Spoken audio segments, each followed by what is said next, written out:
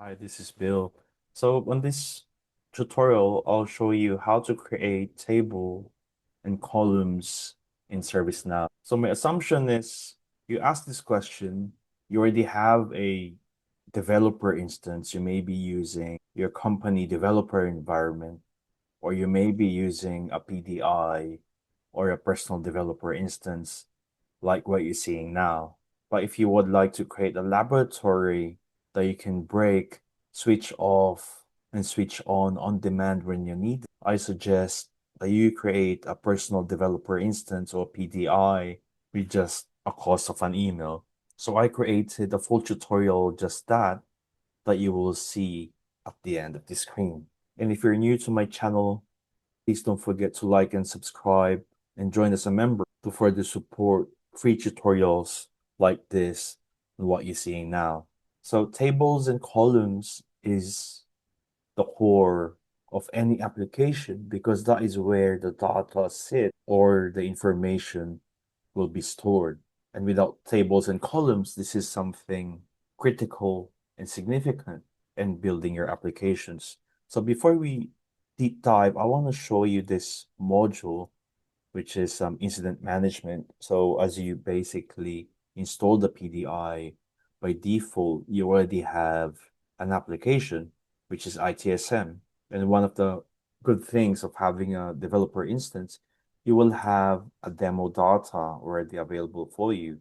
And what you're seeing on the right is a content. And this content is what is sitting inside your table. And your table, this is the form of your table, and you will have the different columns. And these are your columns that you see. And in creating tables and columns, there are some best practices that I'd like you to learn, like a parent and child table, which I also created in a separate video that you'll find at the end of the screen. Now, there's a quite few ways to navigate on how to create a table. So I'll show you that few ways. One of the tricks is like you drill down to a record, and as you click down the record number, you will go to this top left and navigate to the context menu. Then you will see configure, and inside the configure, you'll find a table. So, and as you drill down, it will take you to the incident table. So this is the core of the incident table. And what you'll find here is like the incident table is inheriting from the task table.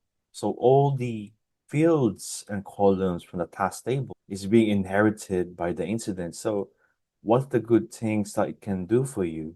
It already provides you the best practices of creating a table. And this is recommended, and normally, a table is not a standalone. It starts from a base table, which will contain when the record has been created, updated, deleted, and so on. So those best practices are already inside the task table. And on the right, you will find that there is an application or a scope. So as you create a table, you need to choose which application it will sit on. Are you building a new application? And that is where your table is going to sit in. So you have to decide carefully where the table should be at before creating one. And by design, because once you're creating a table, you are implementing data modeling or you're creating a blueprint of an application. And those are very important aspects before you create a table and the column.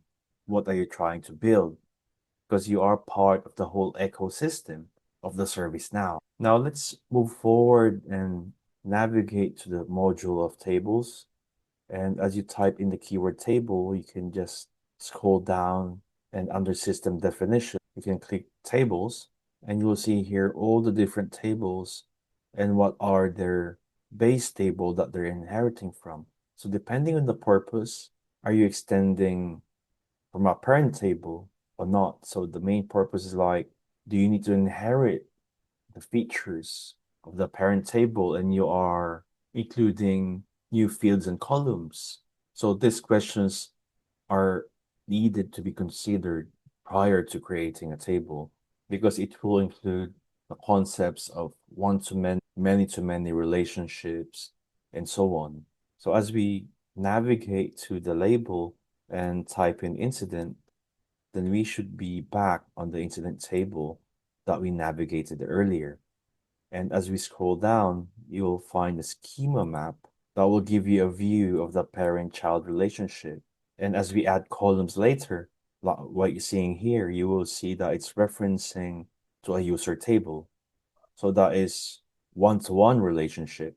That this table and the record you can create or get a user from the user's table as you create a record inside the incident. So you need to understand the purpose of your table. So from here, this in the schema view, you get to have a bird's eye view of what is your data model or your architecture is like. So as you create a table, so let's do that. And let's create a new one. And let's say this will be my movies table. And you can see that as you create a movie table, since it is a custom table, ServiceNow will create or add a prefix that is basically signifying that this is a custom table. Eventually, I am under global application because of the scope. So if you want to change it, then let's say you would like to be under ITSM application, or you may have built your own application. So the scope is also an application depending on how you're architecturing it. But for this purpose, let's make it simple and let's say it under global. So global is also ServiceNow application that you can create a table inside the global application. So I'd like you to try two things, right? So here I will not extend a task table. And if you would like to see a parent-child relationship of a table, so I'll add that at the end of the screen. So you can see both ways, a table without a parent, which is this example, and a table with a parent, which is found at the end of the screen. Okay, so now let us right click and save this one. So now it's like you will see that before we created it, it asked me if I will be creating a module, and I said yes. So now it's like it's discussed on a different topic, and the module will be the ones that you see here on the left. If you've unticked that, then it will not create any module as needed. And automatically, ServiceNow has created some best practices for us, which is really good. That is making our life very easy. And this is for audit purposes. And now what's missing, since we have created a movie table, and let us now add like a movie name. And since this is a movie name, so the type will be string. So this will be like some programming sense. Now, what is the maximum length? So let's say the movie name is only restricted to 10 characters. So this will impact your performance because the length will also put a space in the memory. So this is quite important as well to consider. Now, the next one, let's say that a ticket buyer or buyer, so this will be a user. So now we can reference to a type user or type reference. And as we reference that, it will ask us, where is it referencing to? And this is under the sys underscore user table. So this will basically add some familiarity. And before we drill down, it's like you will see the prefix. It doesn't have a U from the beginning. So it means that it is coming from a ServiceNow platform table. So that is a user table. And now you have created two columns. So this is how you create a column in ServiceNow and also a table.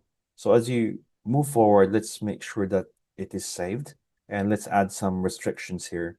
So let's put some maximum length. We put 32 right now. And is it extendable? So meaning it can be a parent table. So let's say yes. And you can also apply security on this table aspect, right? So from here is like you can read, who can read, or who cannot read.